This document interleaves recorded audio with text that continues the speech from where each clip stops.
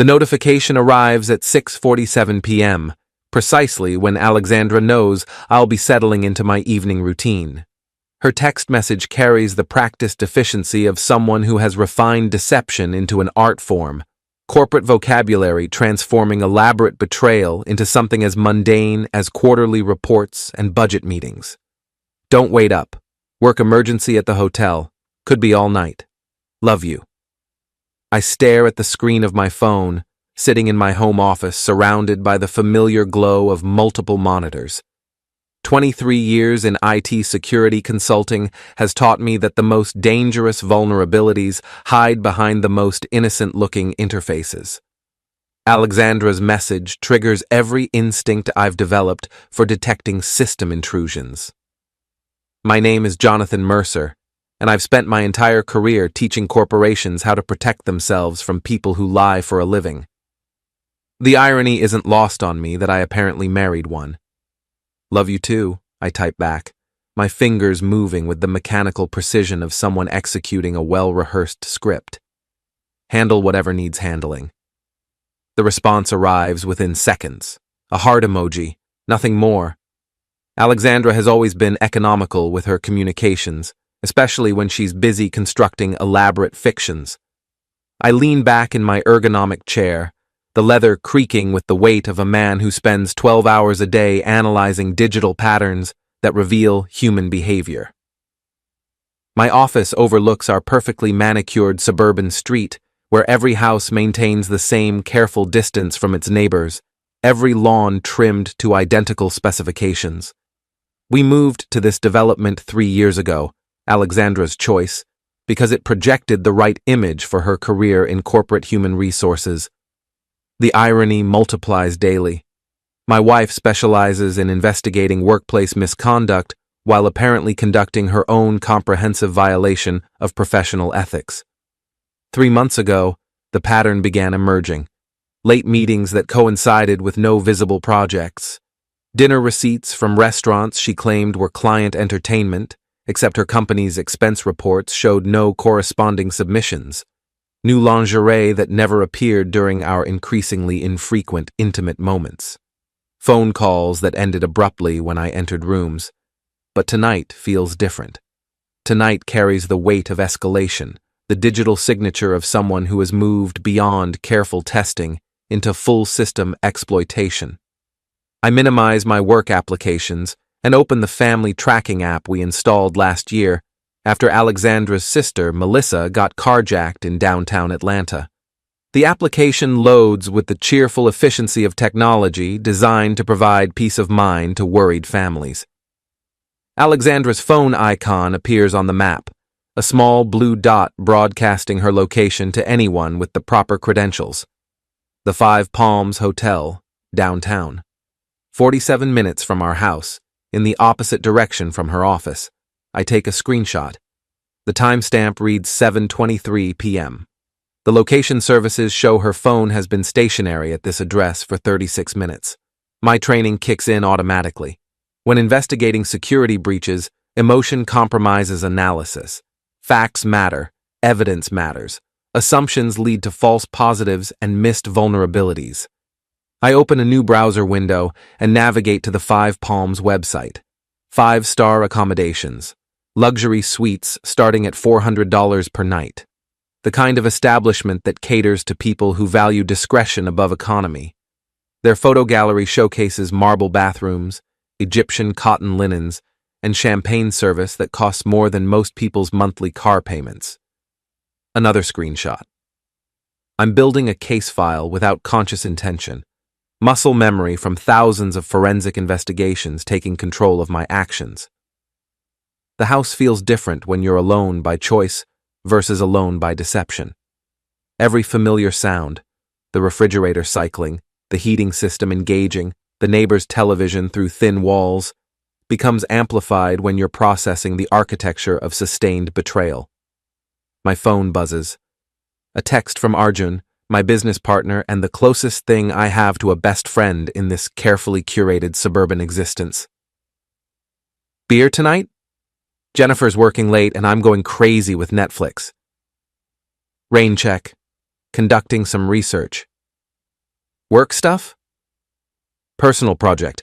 I'll explain later. I silence the phone and return to my investigation.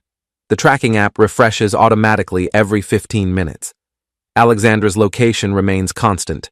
Whatever emergency requires her attention apparently takes place in a stationary position at a luxury hotel.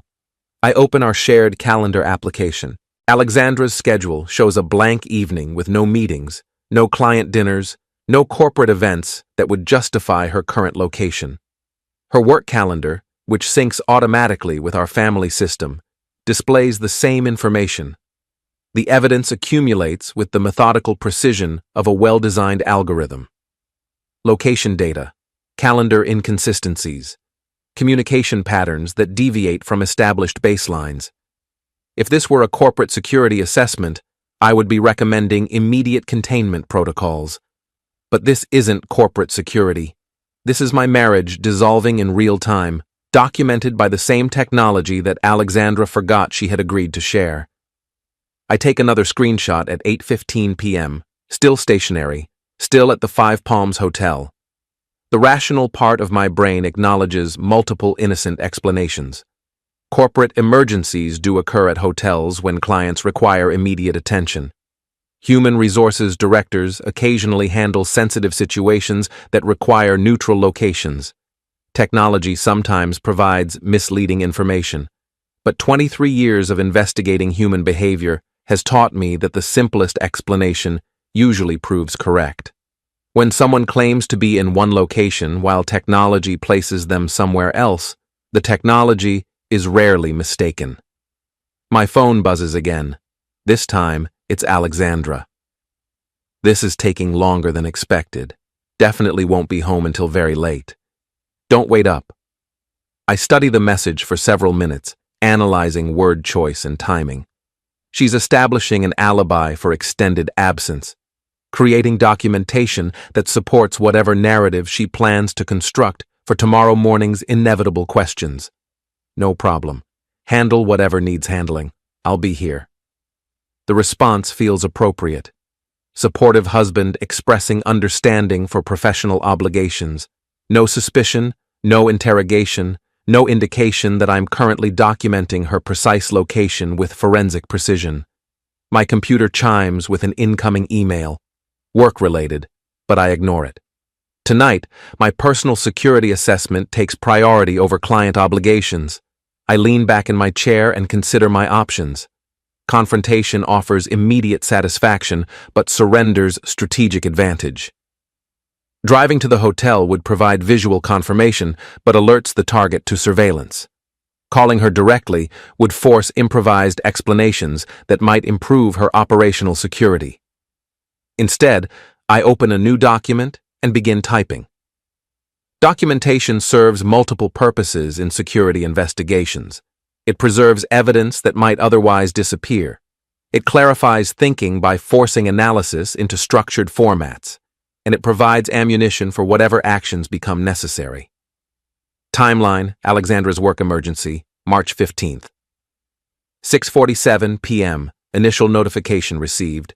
Claims work emergency at the hotel. 7:23 p.m. Location services place her phone at Five Palms Hotel, downtown. 8:15 p.m. Still stationary at same location. 8:32 p.m. Second message claiming extended timeline, advising not to wait up. I save the document to an encrypted folder that Alexandra doesn't know exists. 23 years of marriage to an IT security consultant, and she still doesn't understand that digital privacy requires more than deleting browser history. The tracking app refreshes again. 8:45 p.m., still at the Five Palms Hotel. I close my laptop and walk to the kitchen, muscle memory guiding me through the routine of making coffee I don't particularly want. The familiar actions provide comfort while my brain processes implications that extend far beyond tonight's deception. Our house showcases Alexandra's talent for creating perfect surfaces. Every room decorated according to principles she learned from home improvement shows. Every photograph positioned to suggest happiness that exists primarily for documentation purposes. every detail calculated to project success to visitors who rarely stay long enough to notice the careful staging. I return to my office with coffee that tastes like routine and obligation. The tracking app shows no change. Alexandra's phone continues broadcasting from the Five Palms Hotel, a digital beacon announcing her location to anyone with proper access credentials. My phone buzzes with a text from Melissa, Alexandra's sister. Is Alex working late again? She's not answering my calls. I stare at the message for several minutes, weighing response options. Melissa lives for drama and gossip, transforming family interactions into entertainment for her social media followers. She documents every family gathering, every minor conflict, every piece of information that can be transformed into content for her lifestyle blog. Yeah, some emergency at a hotel. Client situation, I think. She's been working so much lately. Good thing she loves her job. Right, very dedicated. I set the phone aside and return to my computer. The tracking app refreshes automatically. 9:30 p.m. Still stationary at the Five Palms Hotel. Whatever emergency requires Alexandra's attention apparently involves remaining in one location for over 2 hours. In my experience, genuine emergencies involve movement, multiple locations, constant communication with various parties. Static emergencies usually indicate situations that aren't actually emergencies. I take another screenshot and add it to my growing file of documentation. The evidence accumulates with mechanical precision, each timestamp building a case that will eventually require resolution. But tonight isn't about resolution. Tonight is about gathering intelligence, understanding the full scope of the security breach, and planning appropriate countermeasures. My wife thinks she's conducting a covert operation. What she doesn't understand is that she's actually participating in a comprehensive security assessment, and the results will be more devastating than any emergency she could possibly imagine. The tracking app refreshes at 10:47 p.m., and Alexandra's phone finally shows movement. Not toward home, not toward her office, but deeper into the downtown area. The blue dot creeps along surface streets at the pace of someone who isn't rushing to resolve any emergency. I screenshot the movement pattern and add it to my growing file. 23 years of digital forensics has taught me that people reveal more about themselves through their travel patterns than through their words. Alexandra's route suggests someone with time to spare, someone whose emergency allows for leisurely navigation through city traffic. My phone buzzes with another message from her. Still dealing with this situation. Probably won't be home until after midnight. Sorry, honey. The timestamp shows 10:52 p.m. According to the tracking app, she sent this message while stopped at a traffic light 6 blocks from the hotel. I take a screenshot of both the message and her location, adding them to my documentation with methodical precision. Take your time. I understand these things can be complicated. My response carries multiple layers of meaning that she won't recognize until much later. Alexandra has always been confident in her ability to manage information, to control narratives, to present carefully curated versions of reality that serve her immediate purposes. What she doesn't understand is that information management requires understanding all the channels through which information flows. I close the tracking app and open my laptop's more sophisticated monitoring software. Most people don't realize that family safety applications represent the consumer-grade version of enterprise surveillance tools. The professional versions offer capabilities that would surprise anyone who thinks privacy exists in the digital age. Alexandra's phone connects to our home Wi-Fi network every morning and evening, automatically backing up photos, messages, and application data to cloud storage accounts that we established during the early years of our marriage. Shared accounts, shared passwords, shared access to digital lives that seemed romantic when we were younger and more trusting.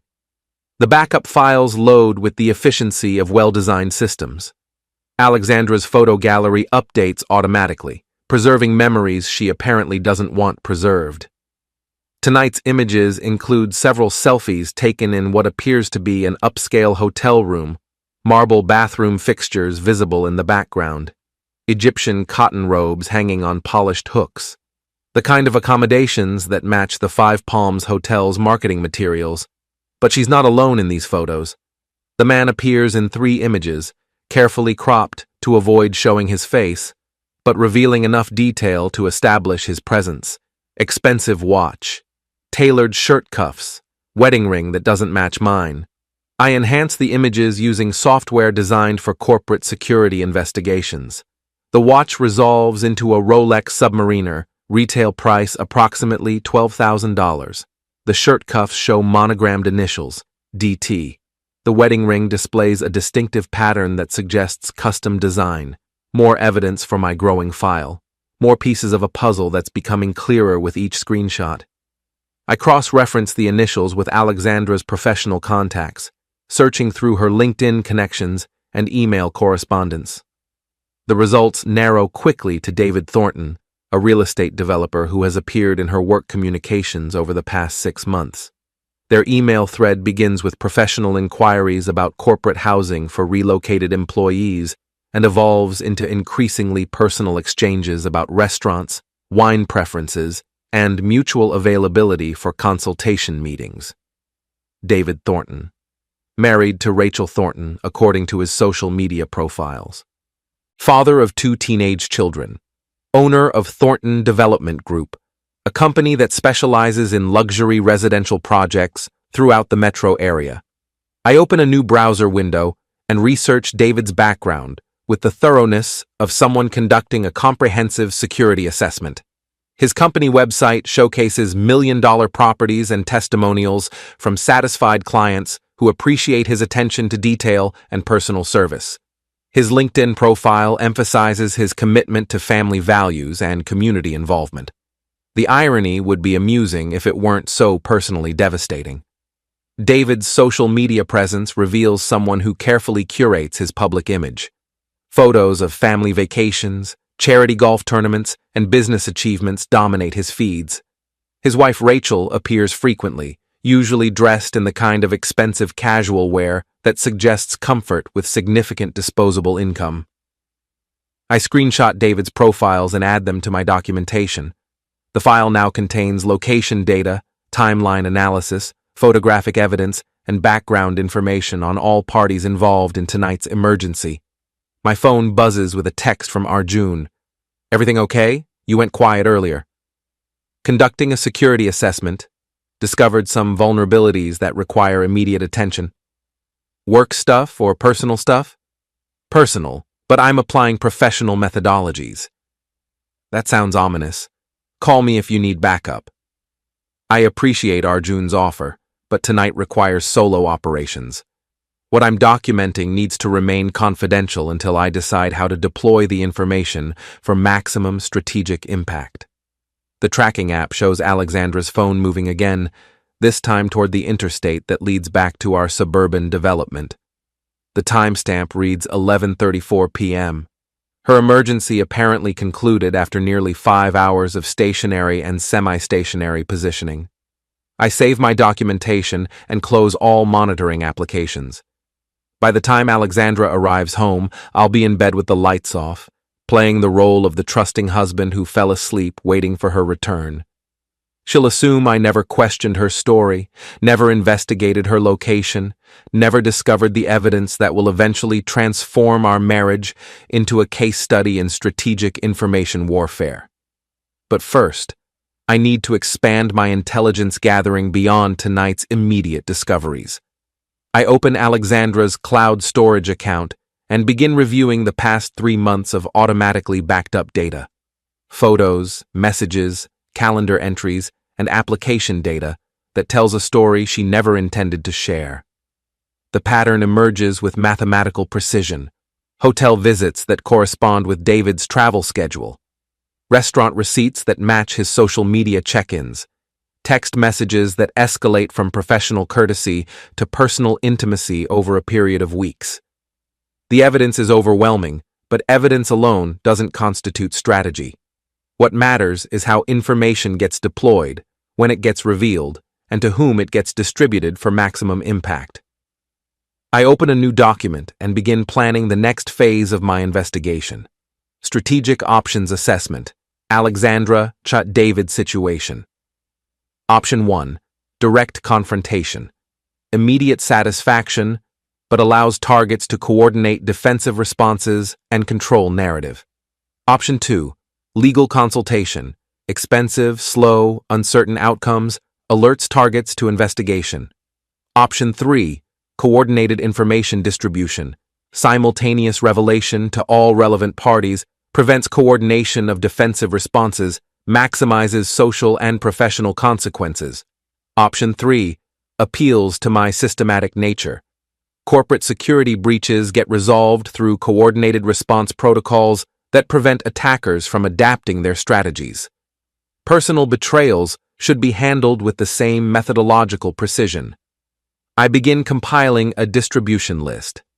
Alexandra's parents, William and Catherine Harwood, who have spent 38 years believing their daughter represents everything they value about family loyalty and moral integrity.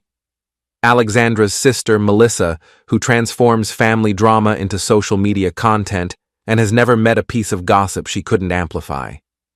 David's wife, Rachel, who deserves to know that her husband's business trips include activities not covered in his expense reports. Each recipient will receive identical evidence packages, preventing coordination of explanations or defensive strategies. The simultaneous revelation will create multiple crisis points that require immediate attention, overwhelming their ability to manage information flow or control narratives. But timing matters.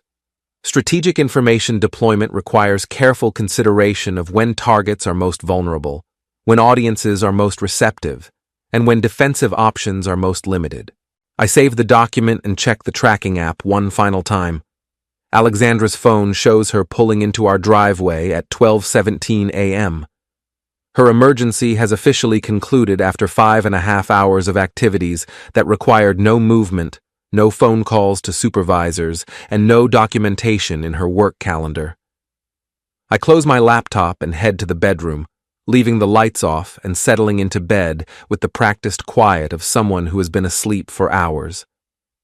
The sound of her key in the front door reaches me through walls that suddenly feel much thinner than they did this morning. Alexandra moves through the house with careful stealth, avoiding the floorboards that creak and the cabinet doors that slam. She's being considerate of my sleep, protecting me from the disruption of her late return from a work emergency that required her to spend the evening in a luxury hotel room with a married real estate developer. The irony tastes bitter in the darkness of our bedroom. She slips into bed beside me, her movements carrying the careful precision of someone who doesn't want to trigger questions. Her hair smells like expensive shampoo that doesn't match any products in our bathroom. Her skin carries the faint scent of cologne that isn't mine. "Jonathan," she whispers, "are you awake?" I maintain the steady breathing pattern of someone deep in sleep, someone who trusts completely, someone who would never think to question the story of a work emergency that lasted until after midnight. "I love you," she whispers into the darkness. The words hang in the air like a challenge, like a test of my ability to maintain operational security, while she destroys everything we've built together. I don't respond. Tomorrow, the real work begins. Morning arrives with the artificial cheerfulness of Alexandra's routine, her movements through our bedroom carrying the practiced efficiency of someone who has refined deception into muscle memory. She showers longer than usual, uses more expensive products than normal, and emerges from the bathroom looking like someone who spent the previous evening in professional meetings rather than luxury hotel rooms. "Coffee's ready," she announces, kissing my forehead with the casual intimacy of a wife who believes her husband remains completely unaware of her extracurricular activities. I have to leave early today. Follow-up meetings about last night's situation. I stretch and yawn with the convincing performance of someone just waking up, someone whose biggest concern involves choosing between breakfast cereals rather than planning the systematic destruction of his wife's carefully constructed life. "How did everything work out? You were gone pretty late." Oh, you know how these things go.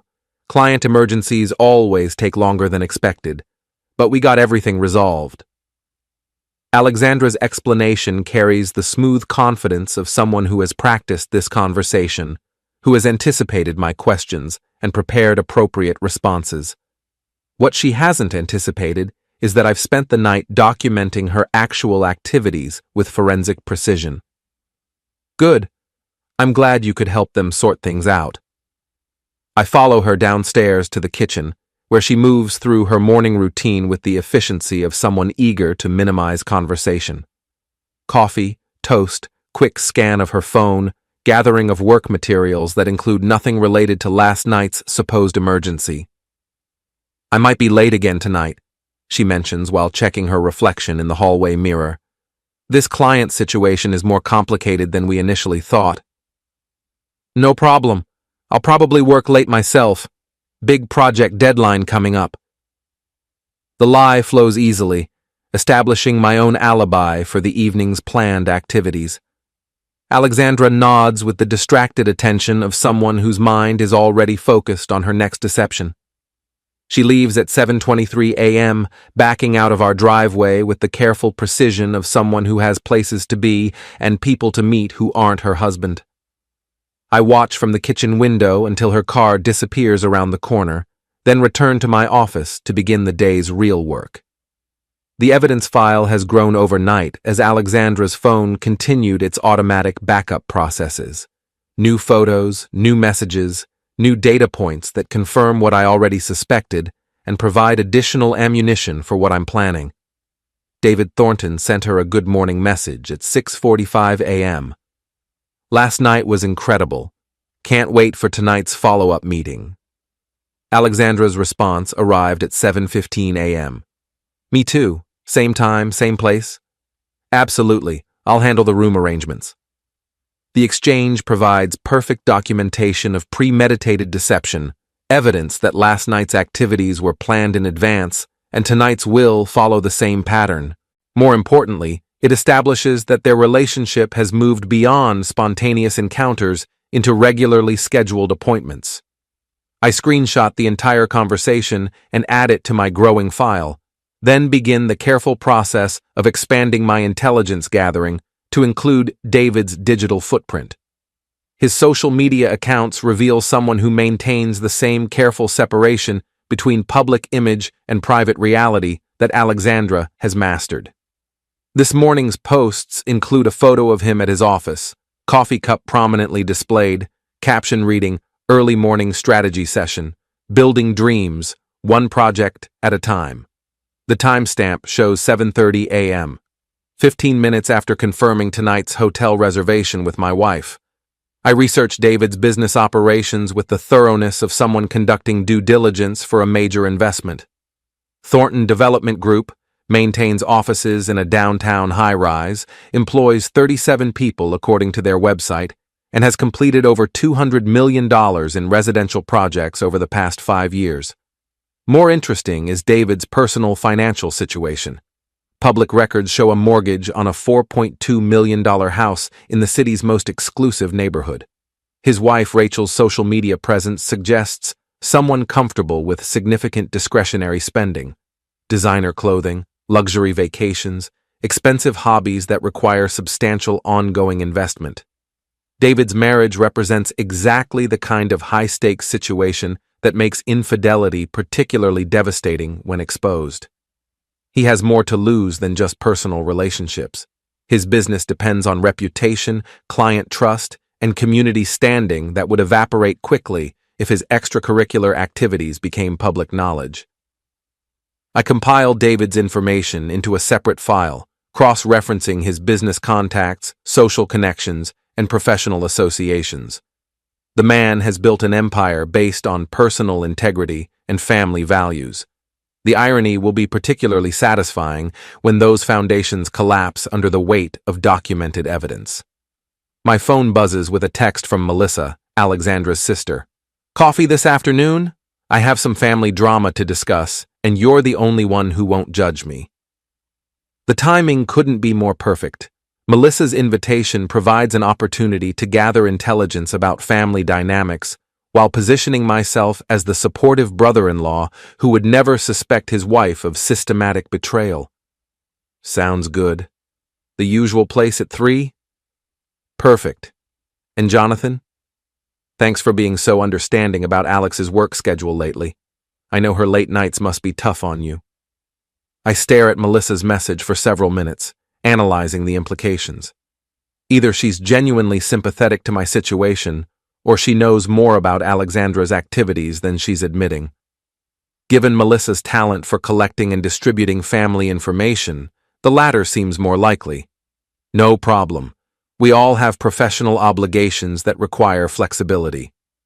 My response maintains the facade while gathering intelligence about what Melissa might know or suspect.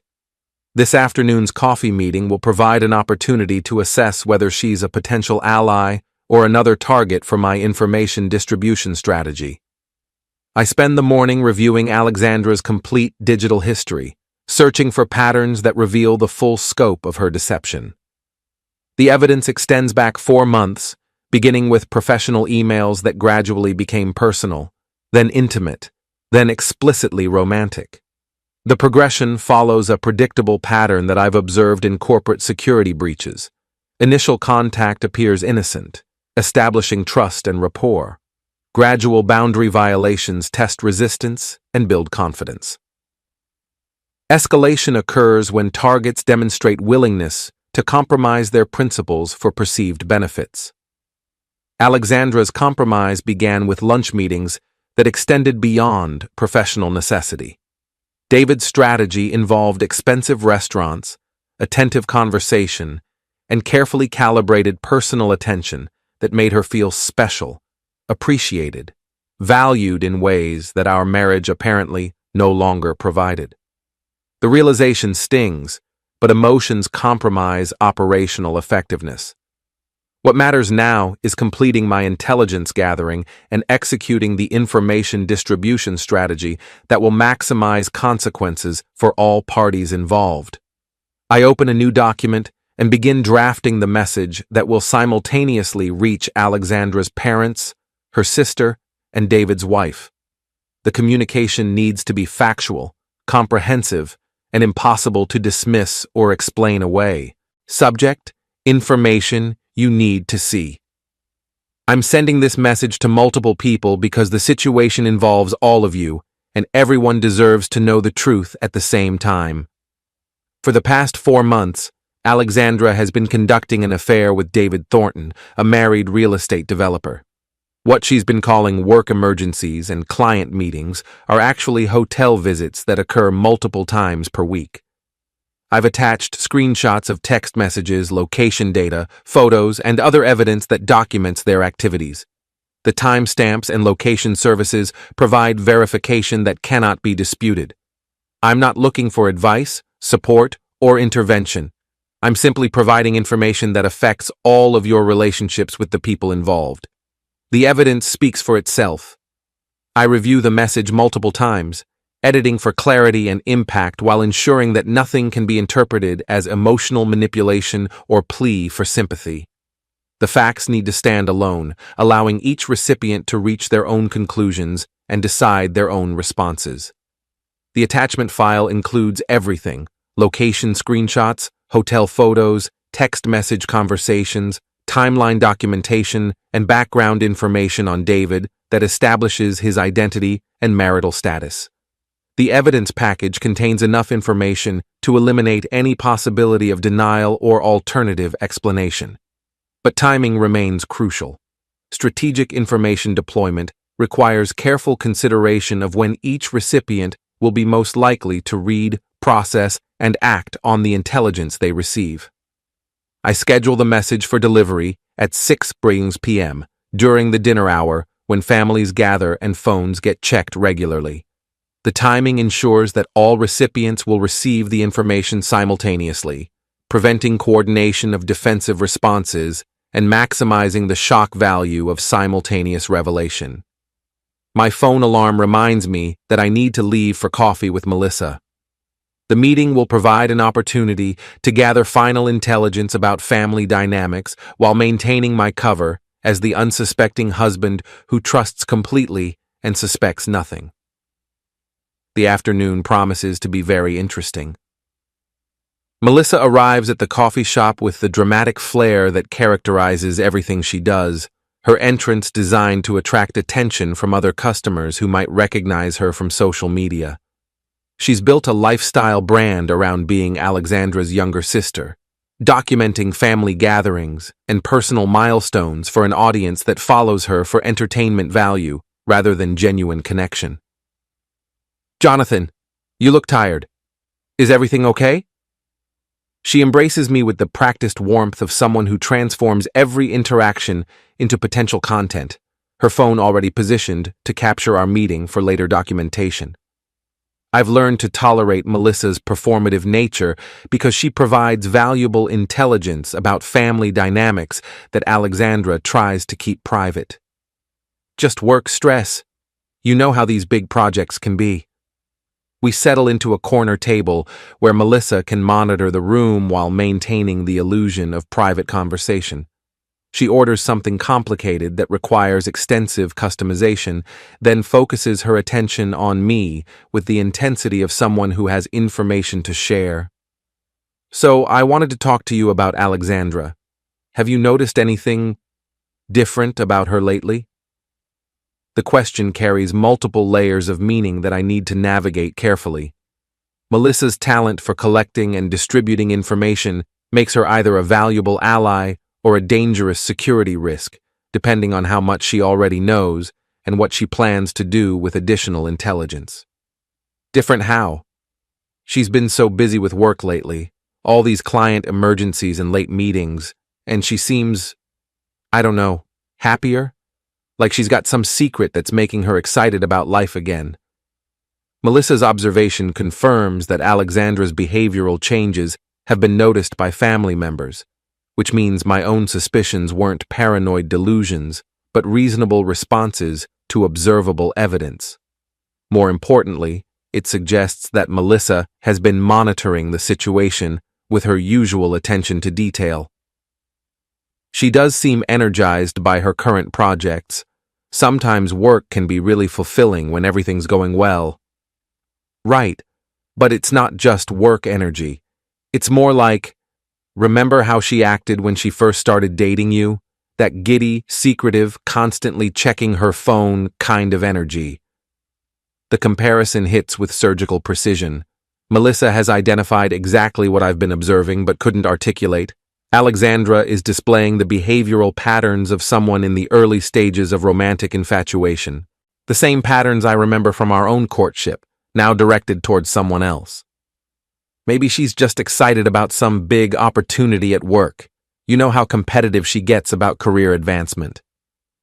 Maybe. But Jonathan, I have to tell you something, and I hope you won't get upset with me for bringing it up. Melissa leans forward with the conspiratorial intensity of someone who has been waiting for this moment, who has information that she's been debating whether to share. Her expression suggests that whatever she's about to reveal will change our conversation significantly.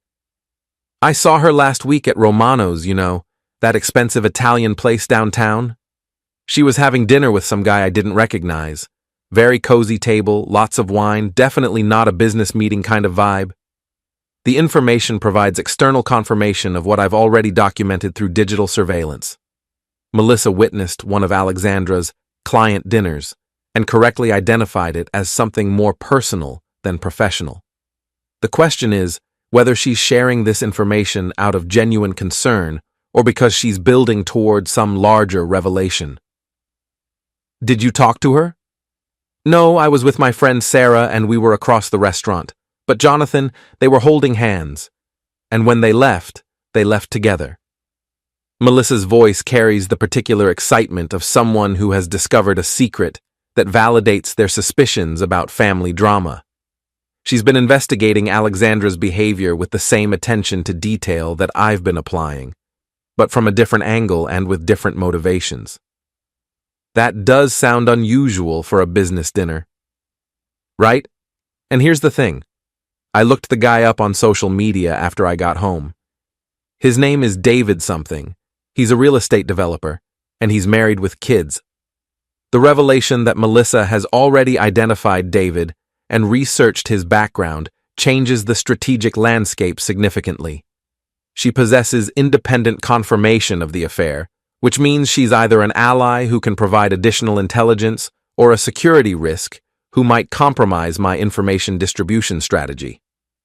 How did you find out his name? I asked the server, told her I thought I recognized him from somewhere and wondered if he was someone famous.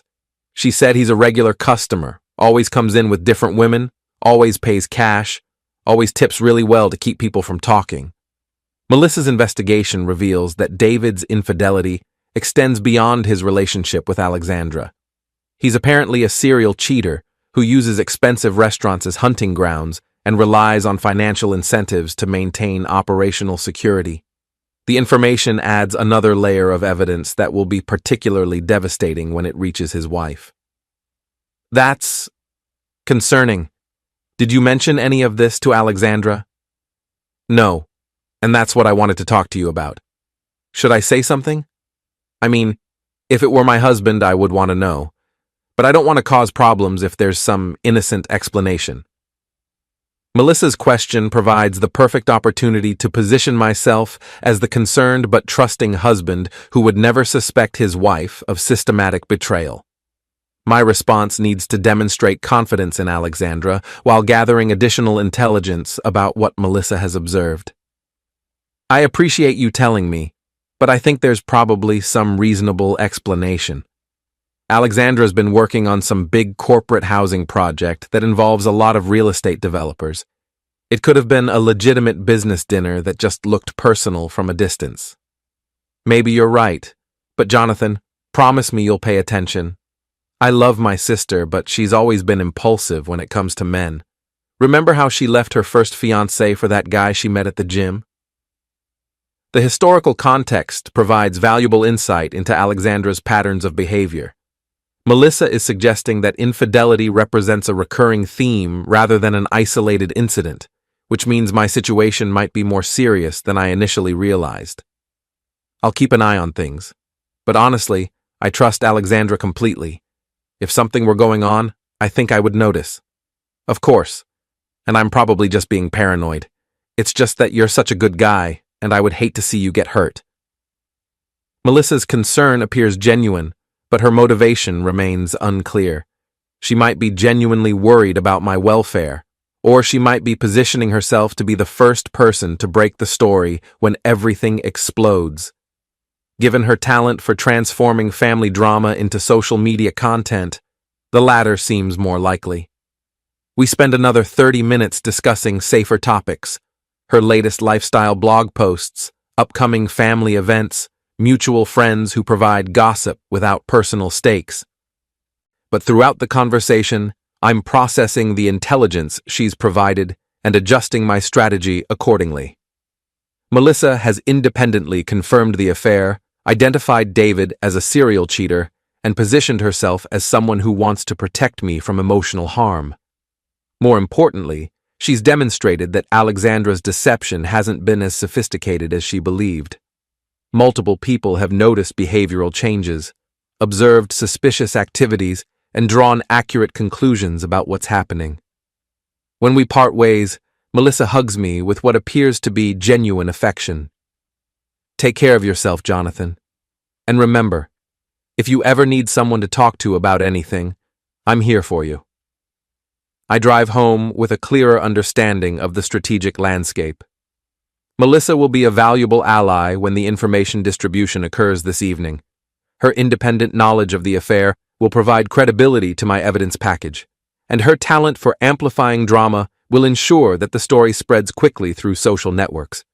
More importantly, her revelation about David's pattern of infidelity provides additional ammunition that will be particularly devastating when it reaches his wife.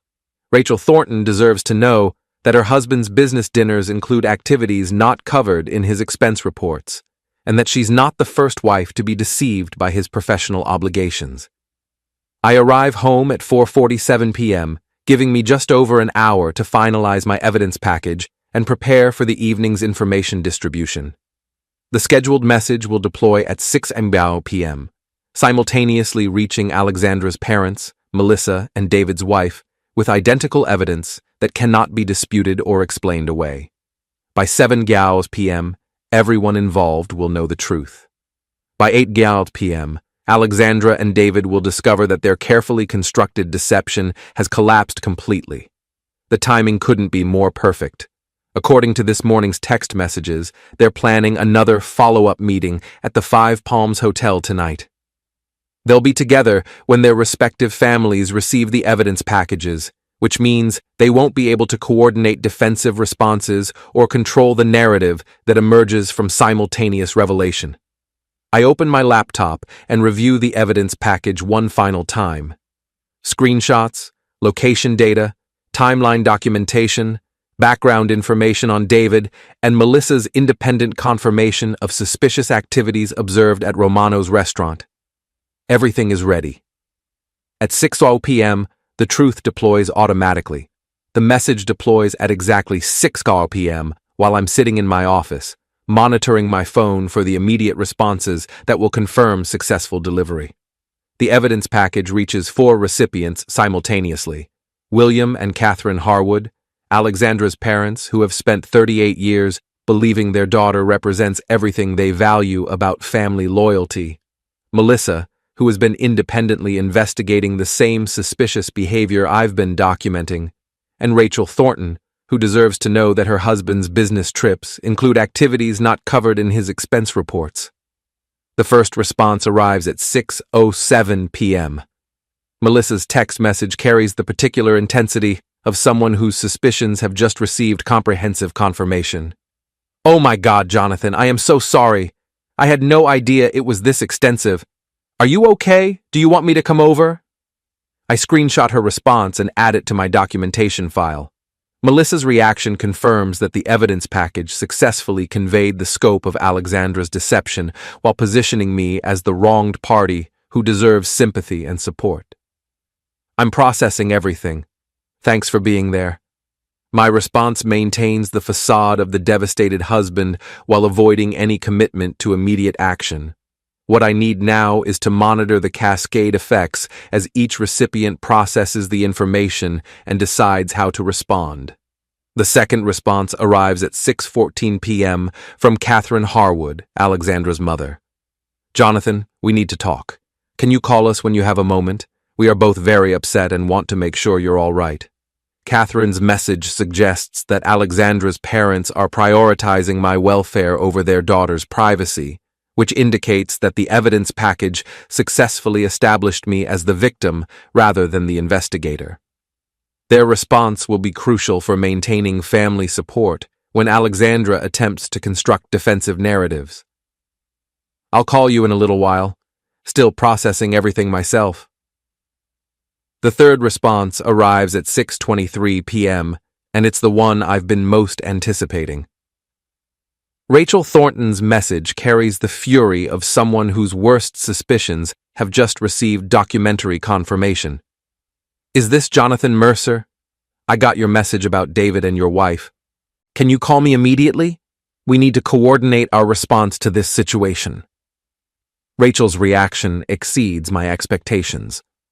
Rather than focusing on emotional devastation, she's immediately thinking strategically about coordinated response protocols. Her message suggests someone who has suspected David's infidelity and has been waiting for evidence to support decisive action. I call Rachel's number, and she answers on the first ring. "Jonathan, this is Rachel Thornton. Thank you for sending me that information. I've been suspecting something for months, but I didn't have proof." Her voice carries the controlled anger of someone who has been preparing for this conversation, who has been planning her response to confirmation of what she already suspected. Rachel sounds like someone who won't be satisfied with apologies and promises of reform. "I thought you deserved to know. The evidence speaks for itself." It absolutely does. And Jonathan, I want you to know that I'm not just angry, I'm ready to take action. David thinks he's been clever, but he's about to discover that I've been preparing for this possibility. Rachel's response suggests that she's been conducting her own investigation, building her own case against David's extracurricular activities.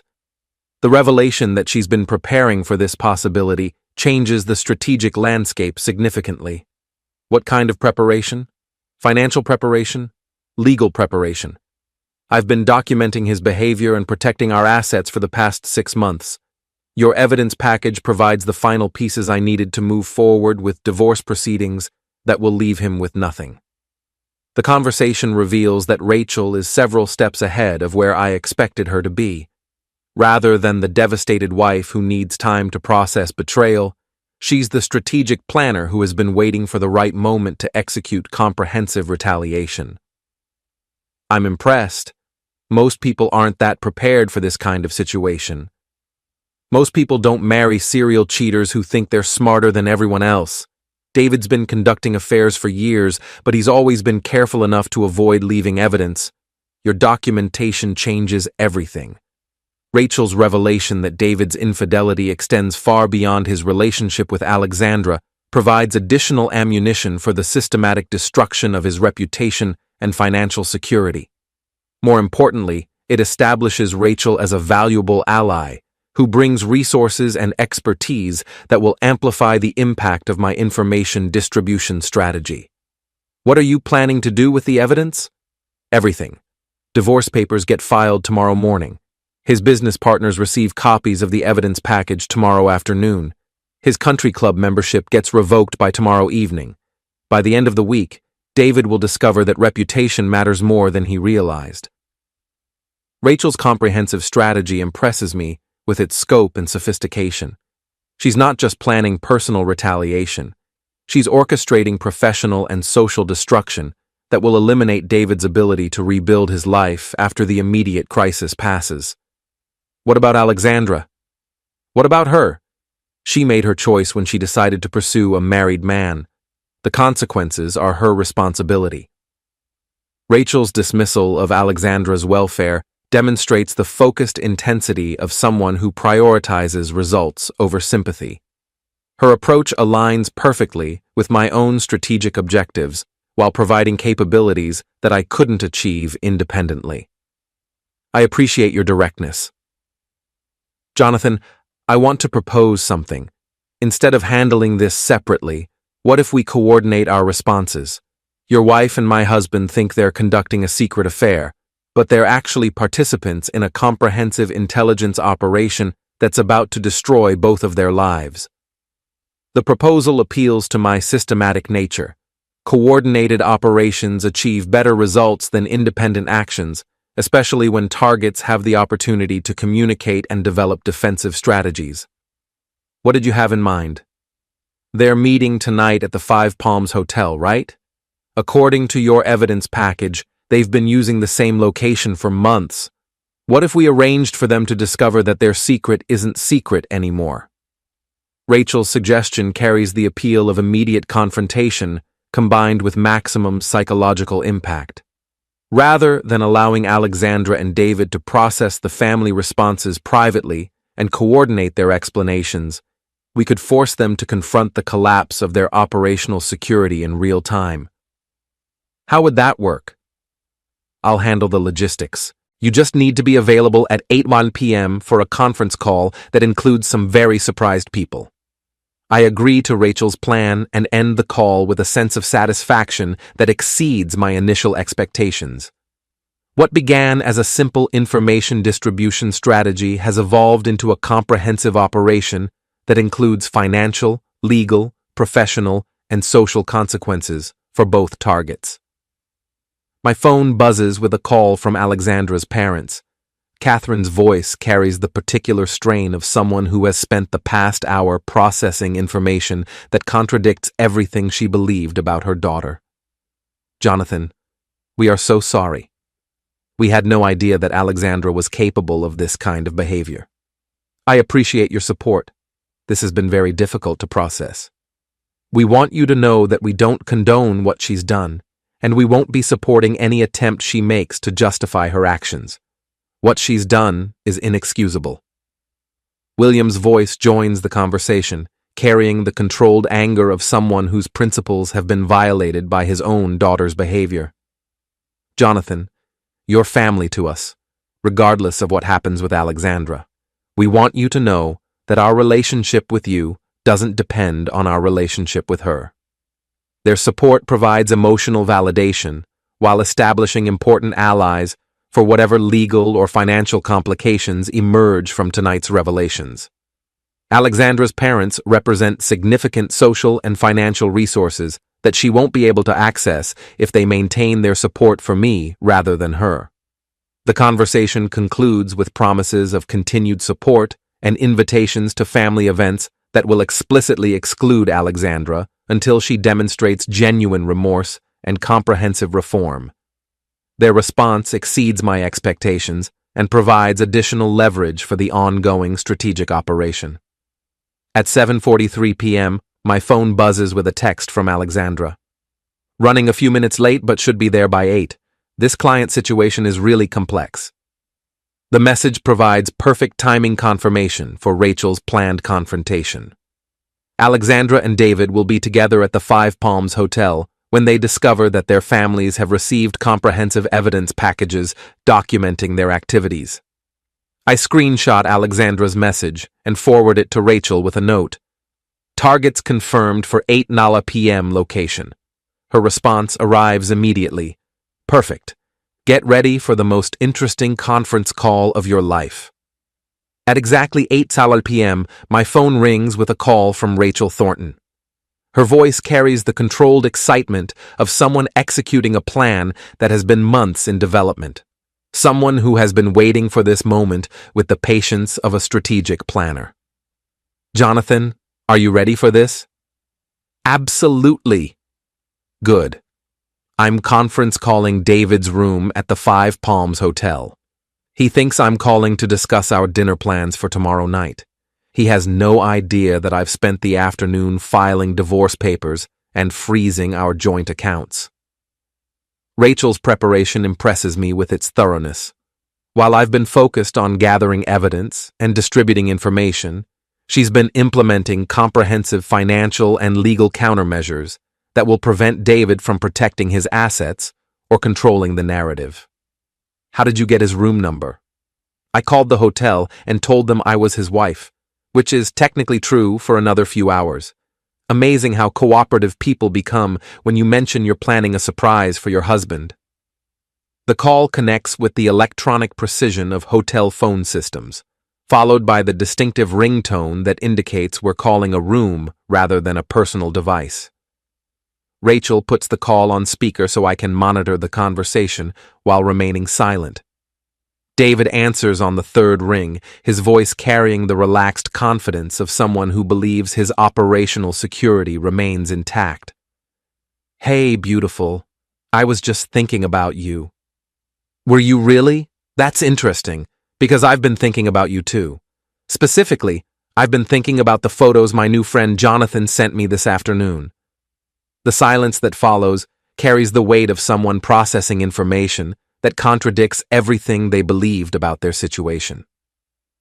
David's breathing becomes audible through the phone connection, the sound of someone whose carefully constructed deception has just collapsed completely. Rachel, I don't know what you're talking about. Really? You don't know anything about the Five Palms Hotel? Nothing about Alexandra Mercer? Nothing about the text messages you've been sending for the past 4 months? I think there's been some kind of misunderstanding.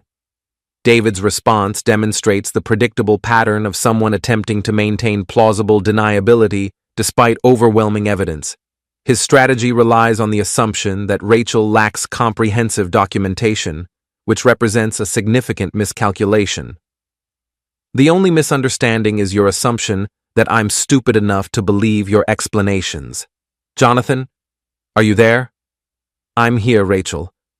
My voice joins the conversation for the first time, and the impact on David is immediately audible. His breathing stops completely for several seconds, followed by what sounds like movement and muffled conversation in the background. Jonathan, what is this?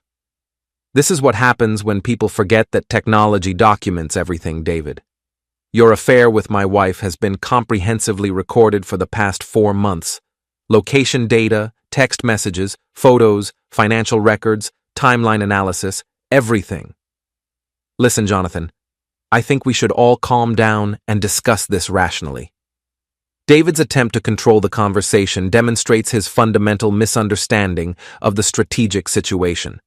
He's operating under the assumption that this is a negotiation rather than the execution of a comprehensive intelligence operation that has already achieved its objectives. There's nothing to discuss, David.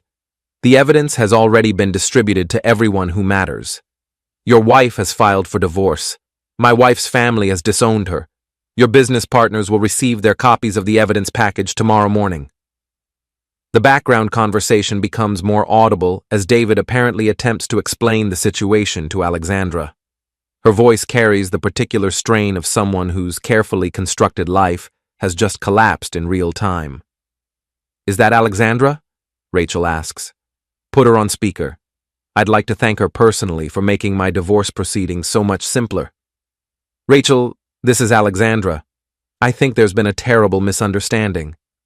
Alexandra's voice carries the controlled desperation of someone attempting to manage a crisis that has already exceeded her ability to control. Her strategy appears to rely on the assumption that she can explain away documentary evidence through personal charm and emotional manipulation. The only misunderstanding is your assumption that married men make good long-term partners. How's that working out for you now? I never meant for anyone to get hurt. Of course you didn't. You just meant to conduct a secret affair with someone else's husband while lying to your own family about your activities. Very thoughtful.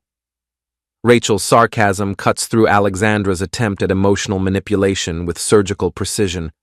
Her response demonstrates someone who is prepared for this conversation and won't be distracted by appeals to sympathy or claims of unintended consequences. Jonathan, can we please talk about this privately? Alexandra's plea represents her final attempt to regain control of the situation through personal negotiation.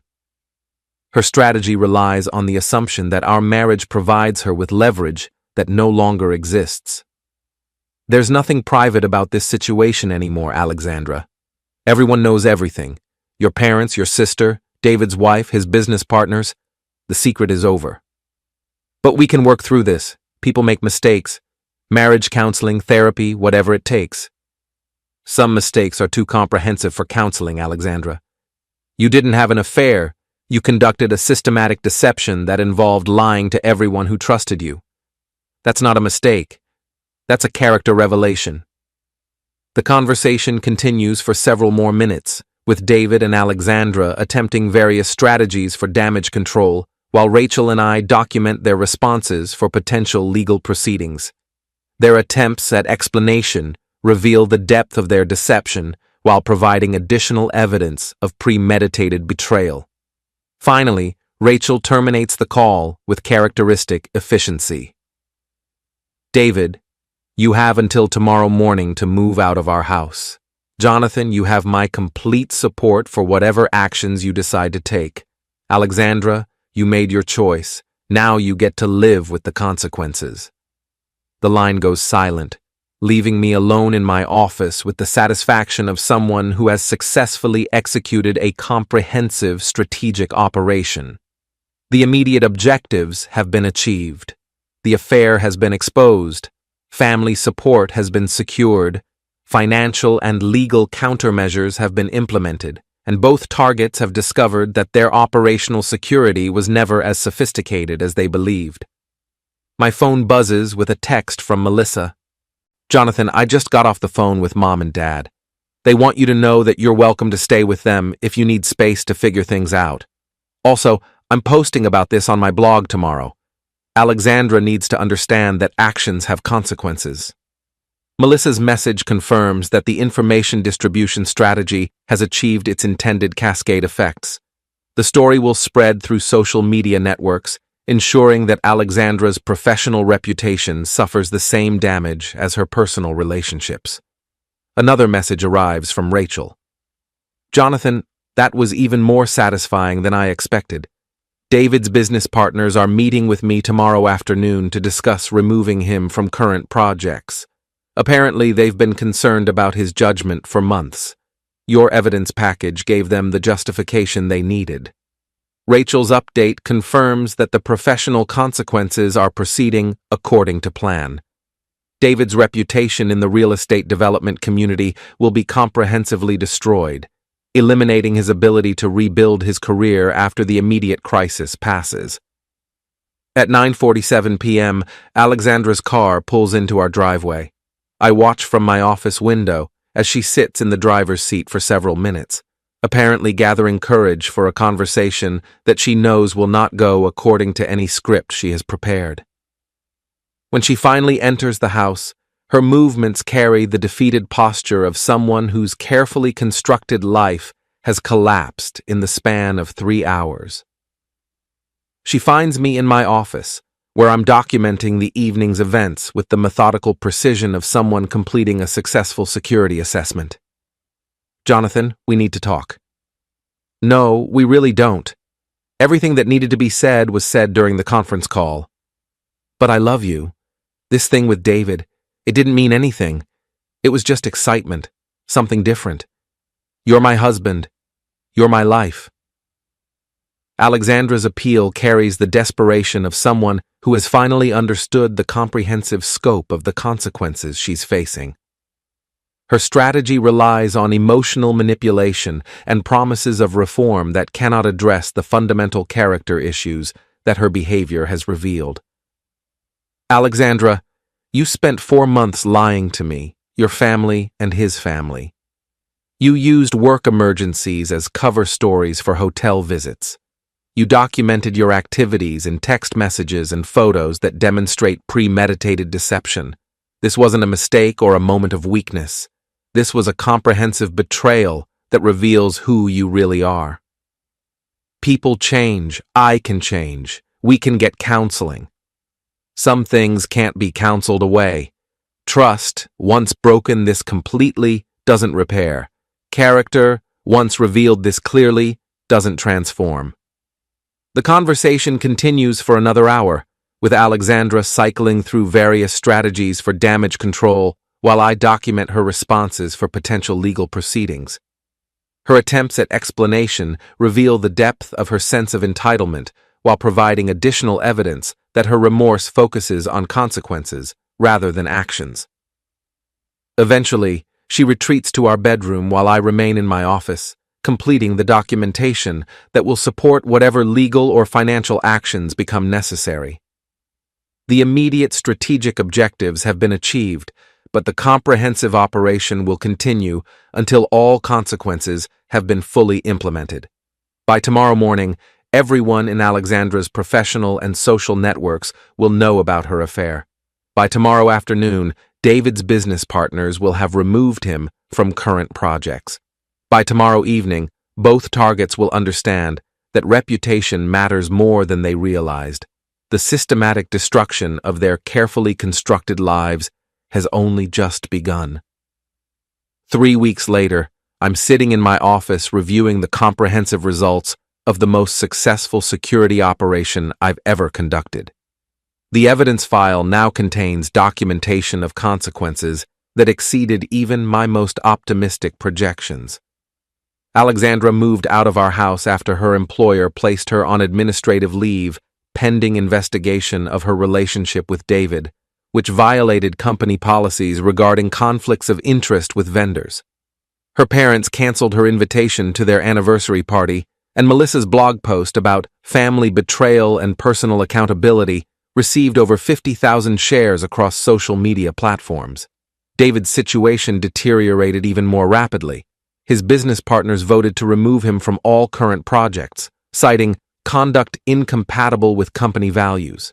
His country club membership was revoked after Rachel shared the evidence package with the board of directors.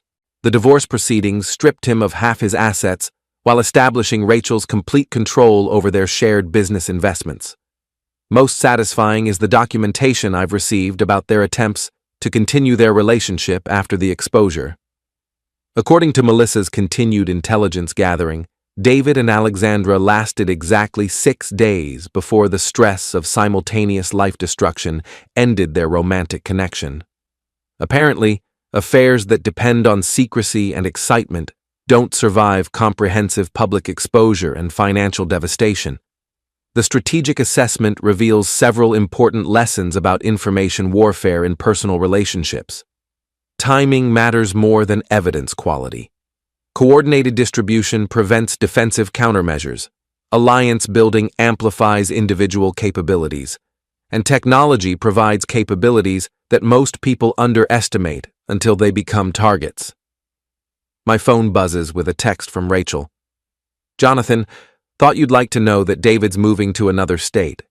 Apparently, his reputation here is too damaged to rebuild. Also, I'm taking the kids to Europe this summer with the money from our asset division. Want to get dinner sometime and celebrate our successful operation?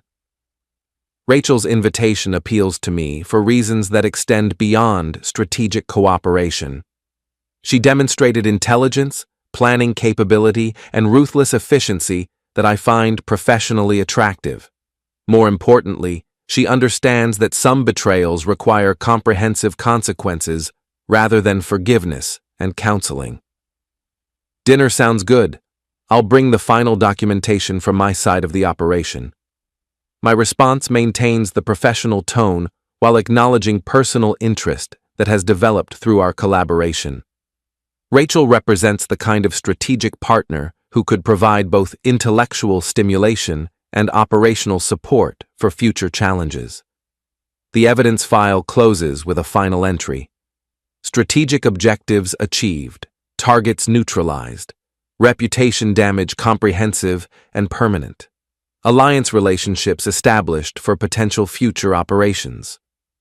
Alexandra's work emergency turned out to be more costly than she imagined. The Five Palms Hotel might offer luxury accommodations, but they don't provide protection from the consequences of systematic betrayal. Sometimes the most devastating revenge involves nothing more than ensuring that everyone knows the truth at the same time. Technology makes that easier than ever, and the results speak for themselves. The Mercer method proves that you don't need violence to destroy someone's life. You just need patience, documentation, and the strategic distribution of information that reveals who people really are when they think nobody's watching. Alexandra said it was a work emergency. I just made sure everyone understood what kind of work she was actually doing.